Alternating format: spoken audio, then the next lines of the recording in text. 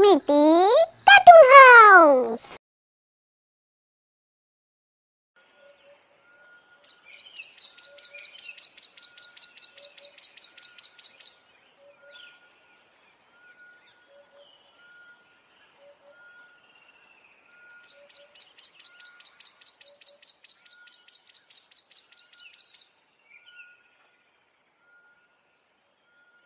কিরে শতরূপা, তোর আসতে এত দেরি হলো কেন? হ্যাঁ, দেরি হয়ে গেল একটু। আসলে বাড়ির সব কাজকর্ম সেরে এলাম তো, তাই একটু দেরি হয়ে গেল। কি ঘুরতে যাবে না? আজ তো ঘুরতে যাওয়ার কথা ছিল। আরে হ্যাঁ, ঘুরতে যাব বলেই তো তোর অপেক্ষায় বসে আছি, আর তুই এত দেরি করলি। চ, এবার আমরা বেরোই। আজ দুজনে মিলে সারা গ্রাম ঘুরবো।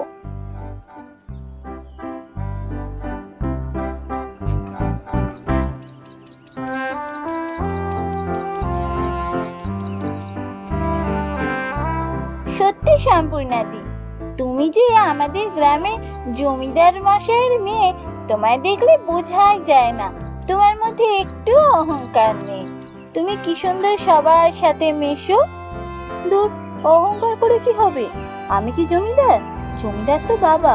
তাহলে খামোখা আমি কেন অহংকার করতে যাব? আর সবার সাথে মিলেমিশে যে আনন্দ পাওয়া যায়, তার কিছুতে নেই।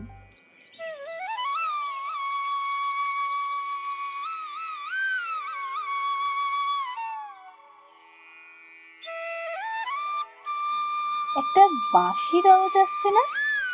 এখানে বাঁশি কে বাজাচ্ছে? কি সুন্দর বাঁশি বাজাচ্ছে! হ্যাঁ রে, তুই জানিস কে বাঁশি বাজাচ্ছে এভাবে? হ্যাঁ তো, এ তো রতনের বাঁশির আওয়াজ। রতন? রতন কে রে? সম্পূর্ণাদি, তুমি রতনকে চেনো না? রতন তো হারান কাকার ছেলে গো। আরে জমিদার বাড়ির গরু যে রাখাল চড়ায়, সেই তো রতন। ও গরু চড়াতে এসে এইভাবে প্রতিদিন বাঁশি বাজায়। তাই নাকি? হারান কাকার ছেলে? আমি তো জানতামই না। সত্যি কি সুন্দর বাঁশি বাজায়। আমি এই প্রথম ওর বাঁশির আওয়াজ শুনছি। যত গিয়ে একটু দেখি।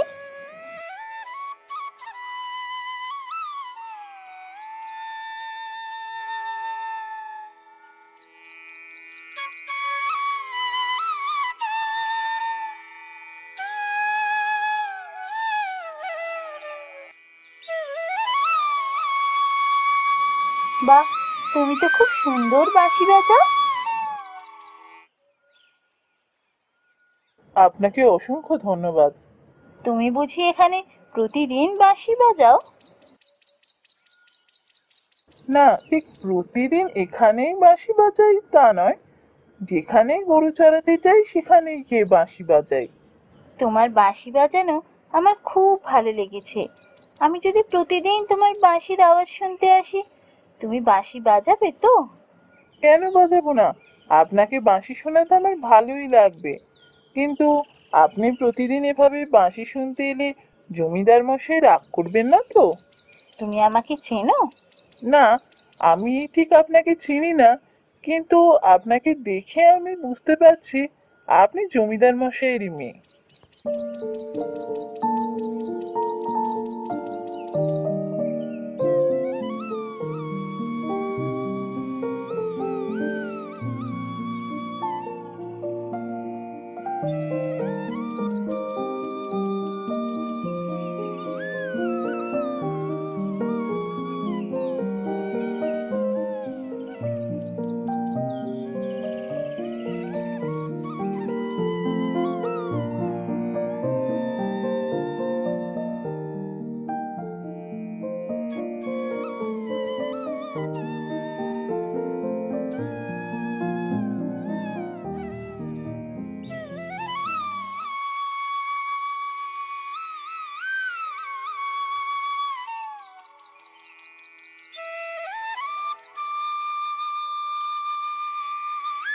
একি, এটা জমিদার মশাইয়ের মেয়ে সম্পূর্ণা না?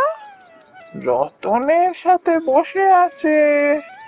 ব্যাপারটা তো ঠিক ভালো মনে হচ্ছে না। জমিদার মশাইকে জানাতে হবে ব্যাপারটা।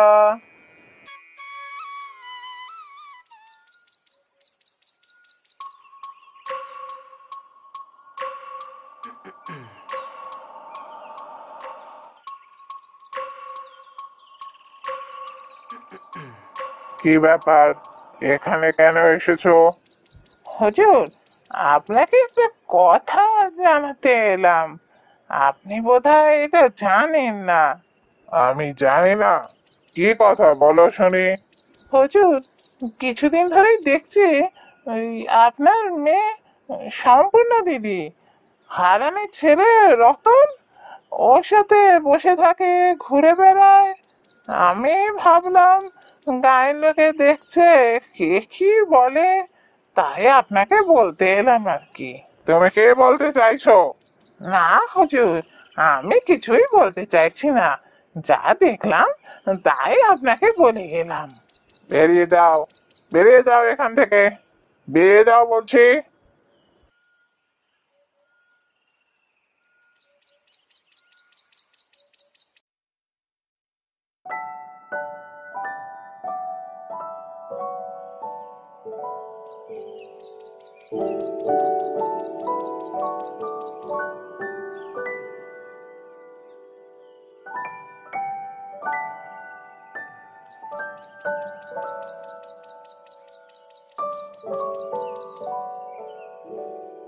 সম্পূর্ণা দিদি, শুনলাম তোমার সাথে নাকি খুব বড় এক জমিদারের ছেলের বিয়ে ঠিক হয়েছে।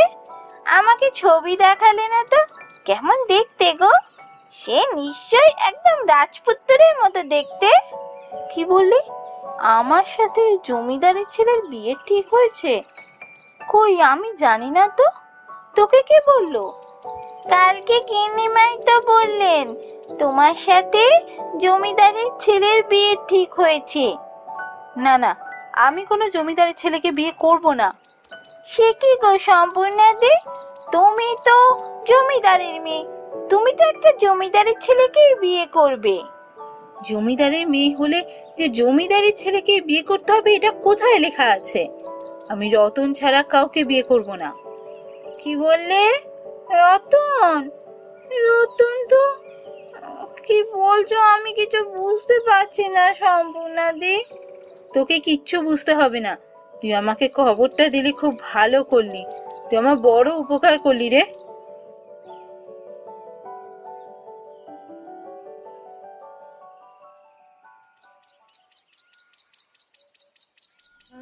কি বললে? তুমি রতনকে বিয়ে করতে চাও? জমিদারের মেয়ে হয় একটা চাষির ছেলেকে বিয়ে করবে? এ কথা বলতে তোমার লজ্জা হচ্ছে না? চাষির ছেলে তো কি হয়েছে? চাষির ছেলে বলে কি সে মানুষ নয়? চুপ করো, আবার মুখে মুখে তর্ক করা হচ্ছে। এসব নিশ্চয়ই ওই চাষির ছেলেদের কাছেই শিখেছো। আমাদের কি কোনো বংশমর্যাদা বলে জিনিস নেই? জমিদারের মেয়ে হয়ে একটা চাষির ছেলেকে গিয়ে বিয়ে করবে? লোকের কাছে মুখ দেখাবো কি করে? এমনিতেই ওই চাষির ছেলেটার সাথে ঘোরাঘুরি করে গায়ের লোকের কাছে আমার অনেক মাথা হেট করেছো। এবার আমি যা ঠিক করেছি তাই হবে।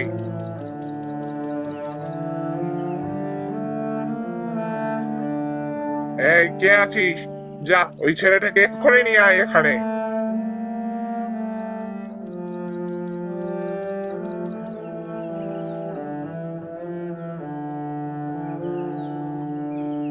হুজুর আমাকে ডেকেছেন? হ্যাঁ, তোমাকে আমি ডেকে পাঠিয়েছি। শোনো, কাল থেকে তোমাকে আর গরু চড়াতে নিয়ে যেতে হবে না। কাল সকালে যেন তোমার মুখে গ্রামে কেউ না দেখতে পায়। আজ রাতের মধ্যে গ্রাম ছেড়ে চলে যাবে তুমি। তা না হলে ফল ভালো হবে না, এটা মনে রেখো।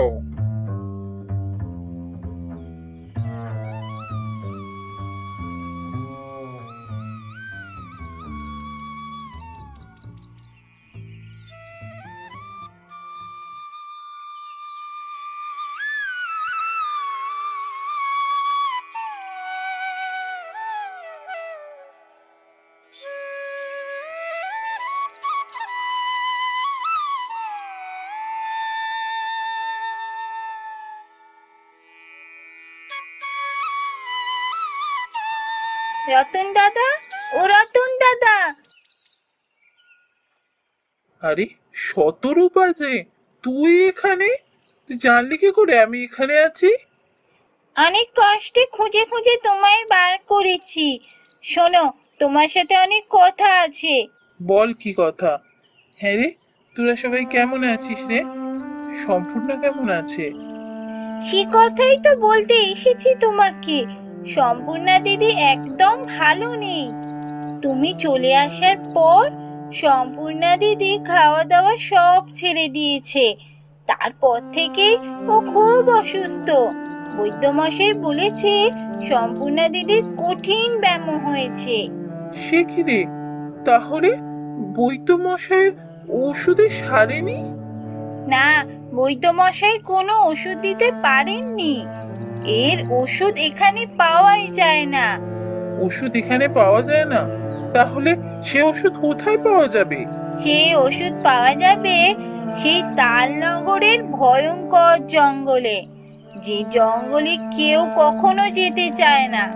তার মানে এখনো সে ওষুধের কোনো ব্যবস্থা করা যায়নি, তাই তো?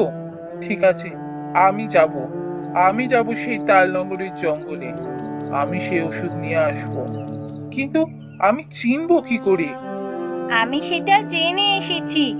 শুনেছি সেই গাছের প্রত্যেক ডালে একটা করেই পাতা হয়। ওখানে ওই জঙ্গলে ওরকম একটাই গাছ আছে। ঠিক আছে, আমি আজই রওনা দেবো। আমি ঠিক খুঁজে নিয়ে আসবো সেই গাছ। তুমি সাবধানে যেও রতন দাদা। শুনেছি ওই জঙ্গল খুব ভয়ঙ্কর।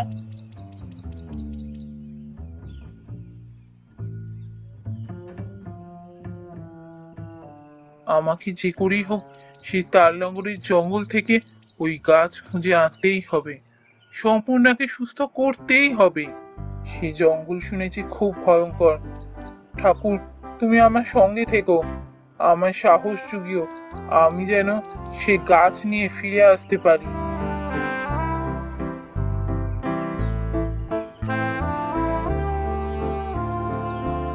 তালনগরের জঙ্গলে চলে তো এলাম, কিন্তু কোথাও তো সে গাছ খুঁজে পাচ্ছি না। আমাকে মনে হয় জঙ্গলের আর ভেতরে ঢুকে দেখতে হবে।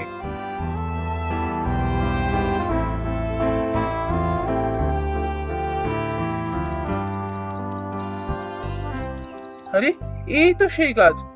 এই তো, গাছের এক একটা ডালে এক একটা করে পাতা রয়েছে। এইটাই সেই গাছ, এটাই নিয়ে যাই।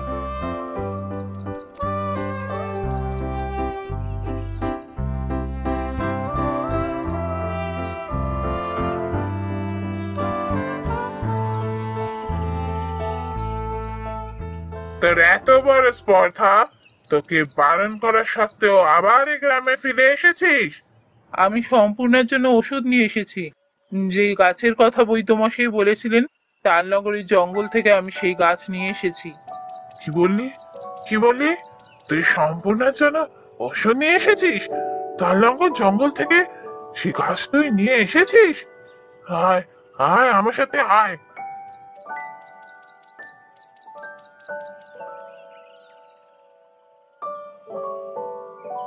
বৈদ্যমশাই, দেখুন তো এই গাছটাই কি না? এই তো সেই গাছ। আর কোনো চিন্তা নেই, সম্পূর্ণ মা কিছুদিনের মধ্যেই সুস্থ হয়ে উঠবে।